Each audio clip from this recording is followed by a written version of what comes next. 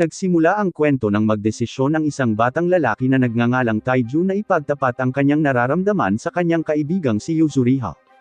At pumunta siya sa science laboratory ng paaralan upang ipaalam sa kanyang matalik na kaibigang si Senko ang tungkol sa pagpiling ito.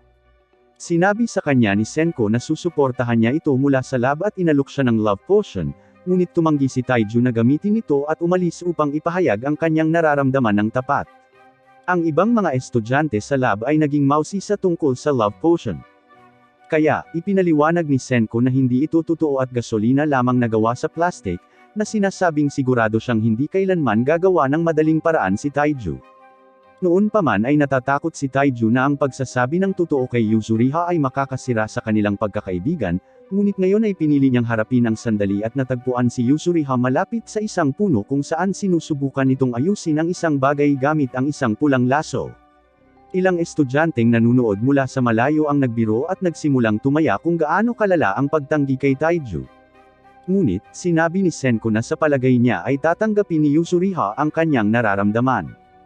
Nang handa nang magsalita si Taiju, isang kakaibang berdeng ilaw ang pumuno sa buong kalangitan at mabilis itong kumalat sa buong daigdig. Gumalaw si Taiju upang protektahan si Yuzuriha mula rito.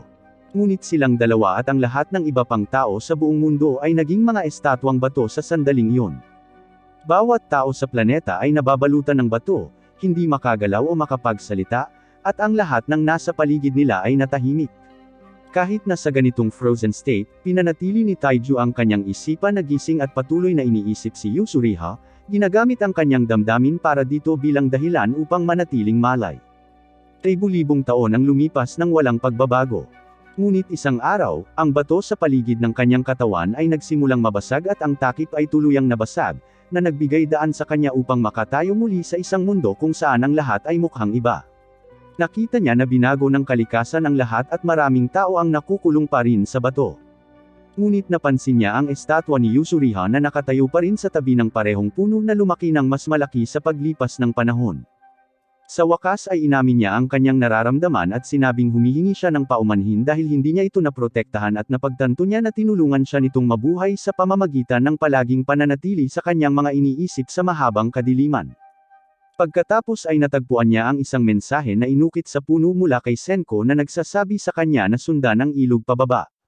Naglakad si Taiju sa tabi ng ilog ayon sa itinagubilan at natagpuan si Senko, nagising na, at sinabi sa kanya na ngayon ay taong 5,738, ibig sabihin ay mga 3,700 taon na ang lumipas mula noong nangyari ang petrification.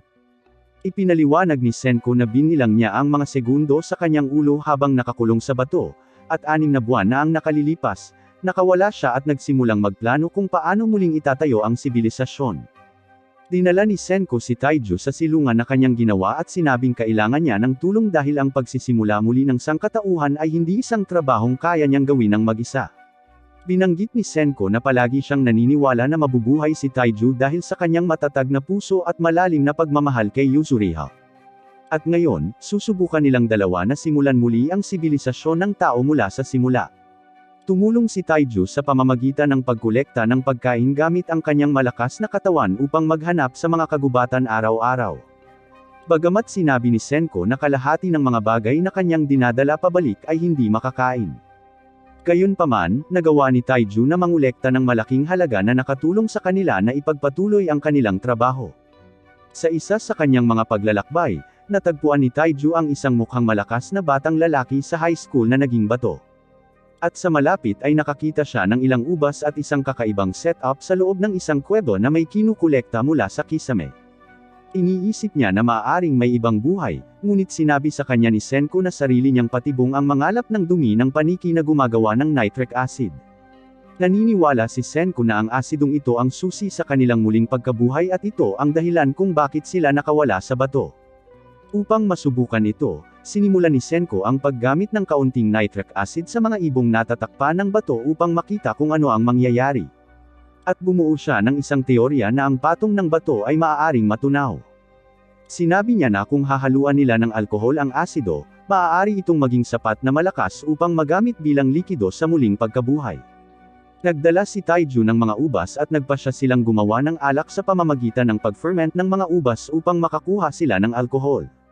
Sa loob ng isang taon, patuloy nilang ginagawa ang kanilang plano sa pamamagitan ng paghahalo ng alak sa asido mula sa kuweba, na lumilikha ng isang likido na tinatawag ni Senko na Neanderthal. Ang likidong ito ang naging basehan ng kanilang revival fluid. At pagkatapos ng sapat na pagsubok, matagumpay nilang nabasag ang batong balat ng isang ibon, na naging una nilang tunay na tagumpay simula ng magising. Ipinaliwanag ni Senko kay Taiju na maaaring mahanap ng agham ang katotohanan sa likod ng anumang bagay, kahit na ang kakaibang pangyayaring ito. At palaging may lohikal na dahilan. Sa bagong tuklas na ito, nakaramdam ng motibasyon si Senko at sinabing ang agham ang magiging kasangkapan upang malampasan ang sitwasyong ito at maibalik ang mundo sa dati nitong anyo. Tinanong ni Taiju si Senko kung ano ang kanilang susunod na layunin sa lunas. At sumagot si Senko na ang pangwakas na layunin ay palayain ang lahat ng sangkatauhan, bagamat dapat silang maging maingat na huwag buhayin ang maling tao tulad ng isang mamamatay tao. Sinabi niya na maaaring piliin ni Taiju kung sino ang unang bubuhayin. At para kay Taiju, malinaw na ang sagot. Dinala niya si Senko sa malaking puno ng camper kung saan nakatayo pa rin si Yuzuriha sa kanyang petrified form at sinabi sa kanya na humihingi siya ng paumanhin sa hindi niya pagliligtas sa kanya ng mas maaga. Gusto niya itong palayain ngayon at inabot siya ni Senko ng revival fluid, ngunit tumanggi si Taiju na gamitin ito sa kanya habang hubad pa rin siya. Sa halip, nagpasya siyang buhatin siya pabalik sa kampo upang mabihisan muna siya. Ngunit bago pa siya makausad ng husto, biglang lumitaw ang isang leon malapit sa kanila.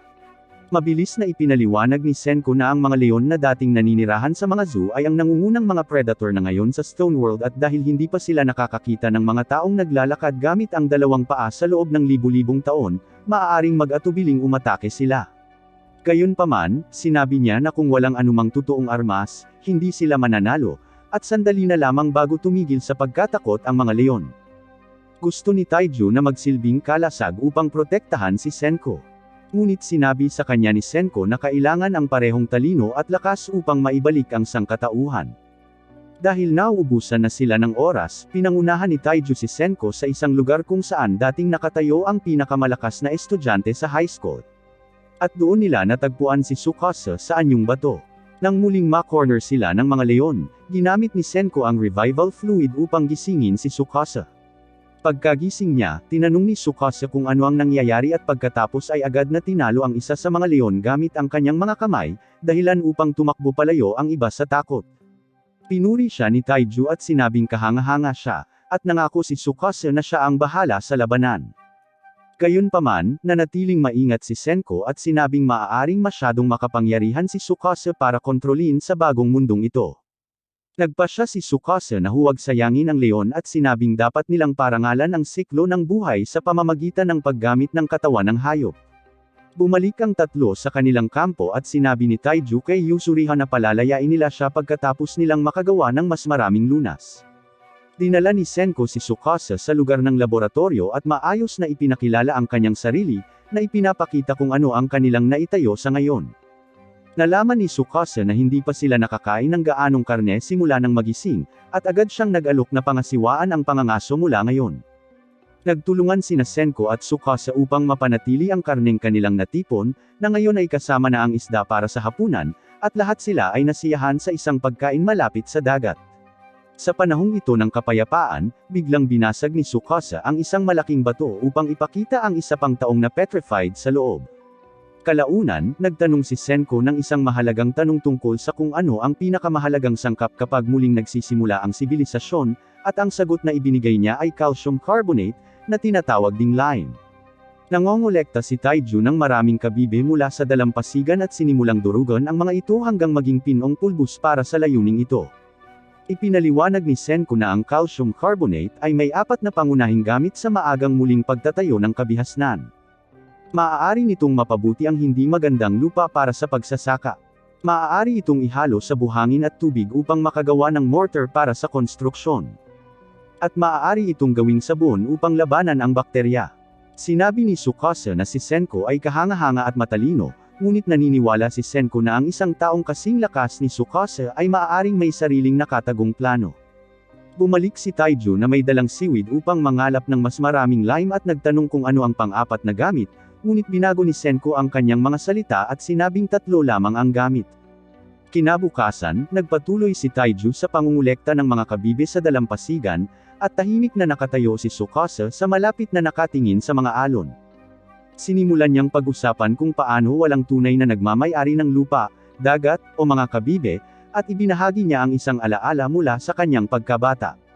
Noong unang panahon, sinubukan ng isang batang lalaki na mangolekta ng mga kabibe upang gumawa ng kwintas para sa kanyang may sakit na nakababatang kapatid na babae.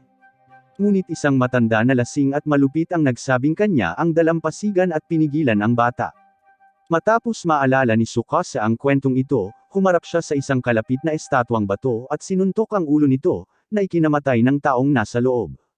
Sinabi ni Tsukasa na hindi nila dapat buhayin muli ang mga taong sakim o makasarili mula sa lumang mundo dahil ang Stone World ay dalisay at mapayapa at mayroon silang pagkakataong lumikha ng mas magandang kinabukasan sa pamamagitan ng pagpili lamang ng maaayos at mabubuting kabataan. Naniniwala siya na maaari nilang muling itayo ang lipunan ng walang katiwalian na umiral noon. Gayunpaman, tinanggihan ni Senko ang ideyang ito at sinabing gusto niyang gamitin ang agham upang ibalik ang bawat taong na petrified, anuman ang uri ng tao sila noon. Matapos mapagtanto na maaaring may mas madilim na plano si Tsukasa, nagsimulang mag-isip si Senko ng paraan upang itago ang eksaktong formula ng revival fluid mula sa kanya dahil alam niya kung gaano kapanganib ang kaalaman sa maling mga kamay. Bigla, tumakbo si Taiju ng may labis na pananabik, hawak ang isang puno ng garapon ng revival fluid, sumisigaw na mayroon na silang sapat upang tuluyang maalis ang pagka-petrified ni Yuzuriha. Nagpakita ng interes si Tsukasa at nagtanong tungkol sa revival fluid at mahinahong nag-alok si Senko na ipakita sa kanya, kahit na mayroon na siyang plano sa isip. Sa kampo, sinabi ni Senko na ang dami ng likido ay hindi sapat upang ganap na magising kahit isang tao, at sinabihan niya si Taiju na bumalik sa kuweba upang kumuha pa. Ngunit mabilis na pumasok si Tsukasa at nagboluntaryong umalis. Pagkaalis ni Tsukasa, sinabi ni Senko kina Taiju at Yuzuriha ang katotohanan, na isiniwalat na nagsinungaling siya upang ilayo si Tsukasa sa kuweba. At mabilis nilang inumpisahan ang wastong paghahalo ng mga tamang sangkap para sa tunay na revival fluid. Samantala, dumating si Tsukasa sa kuweba at agad na nakilala na ang pinagmumula ng revival ay nitric acid.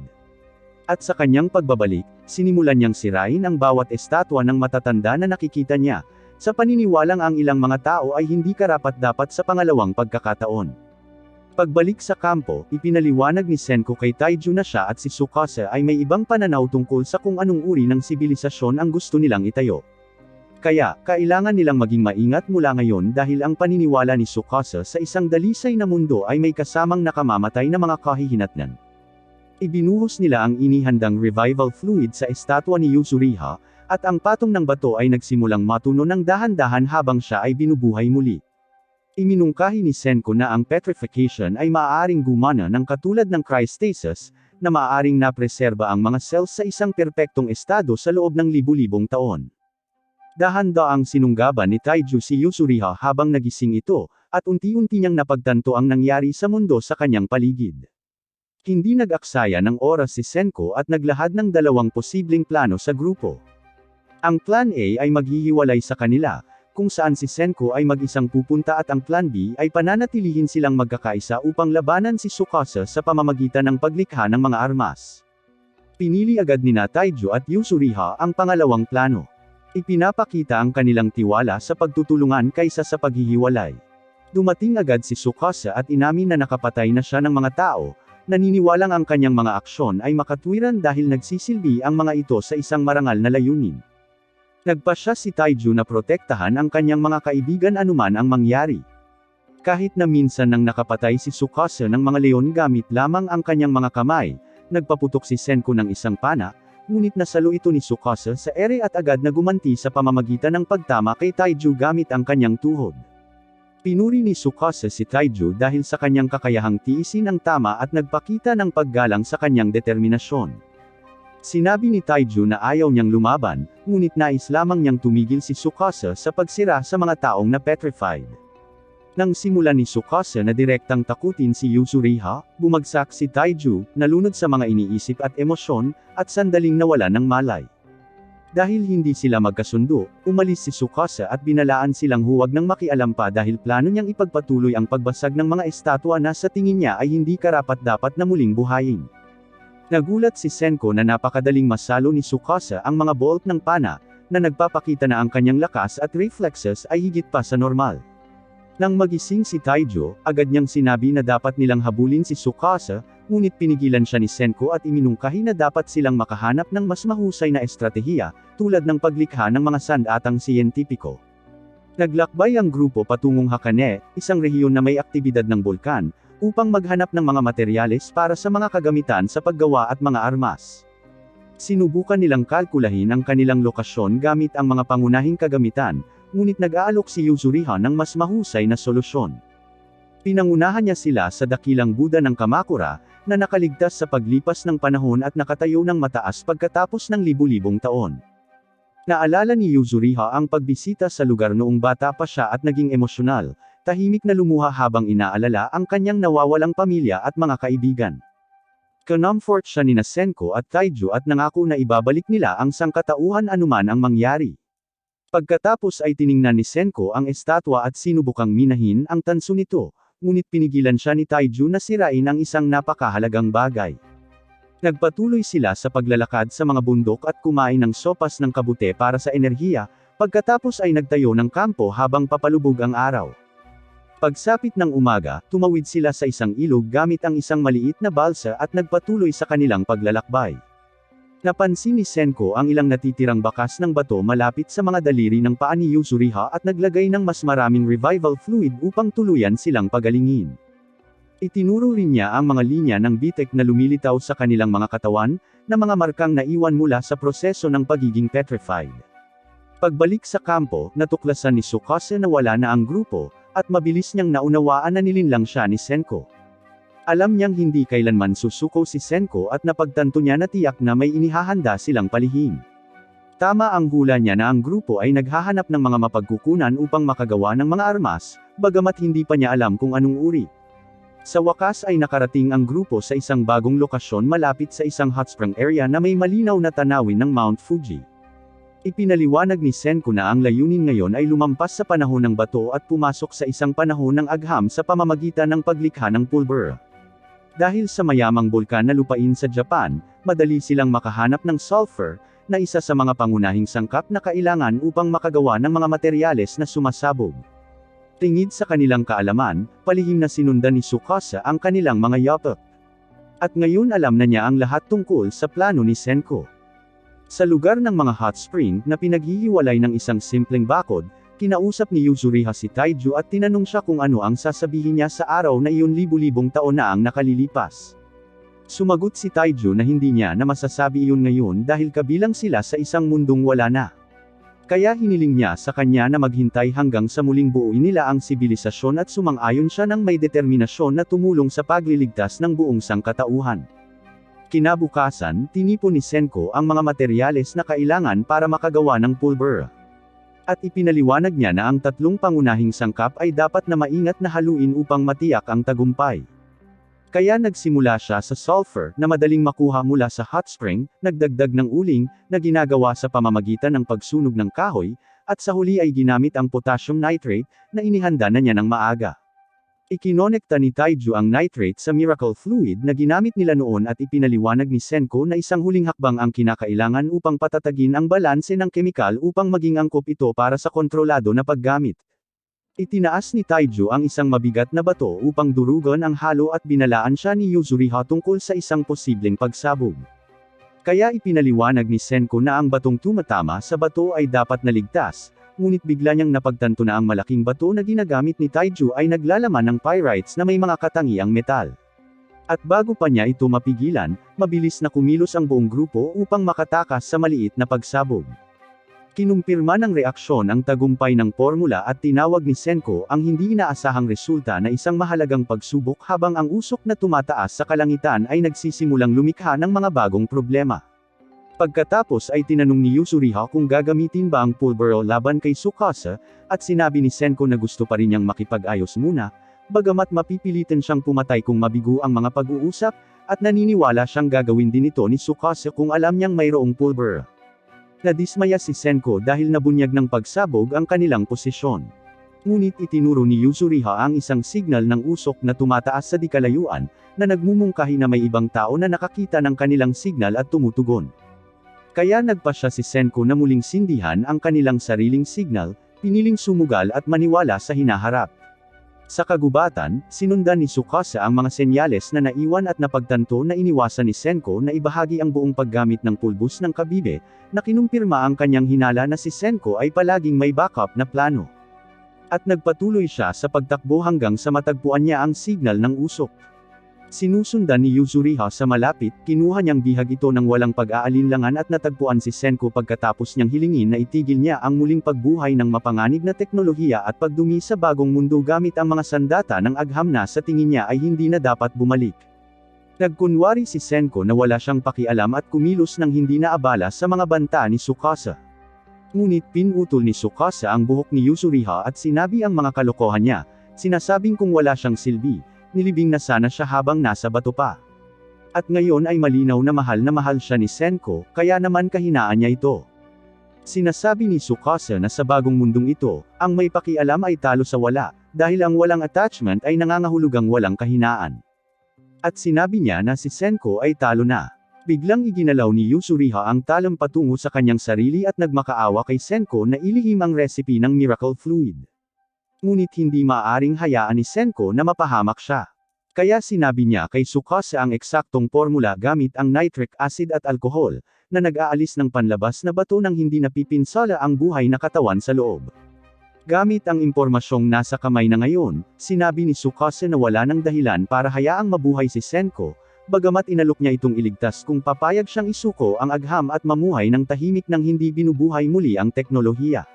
Naalala ni Senko ang kanyang maagang pagkabata at kung paano siya tinulungan ng agham na bumuo ng malalim na ugnayan kina Taiju at Yuzuriha. At kahit na ang mga alaalang iyon ay may bigat sa damdamin, mahinahon niyang sinabi na ang pagtalikod sa agham ang isang bagay na hindi niya kailanman tatanggapin. Nang marinig ito, sinabi ni Tsukasa na nirerespeto niya ang paniniwala, ngunit nakaramdam ng pagkadismaya at sinabi kay Senko na bibigyan niya ito ng mapayapang kamatayan at sinabi pa nga na maaaring naging magkaibigan sila kung iba ang mga bagay. Di nagtagal pagkatapos, isang nakamamatay na atake ang iginawad ni Tsukasa.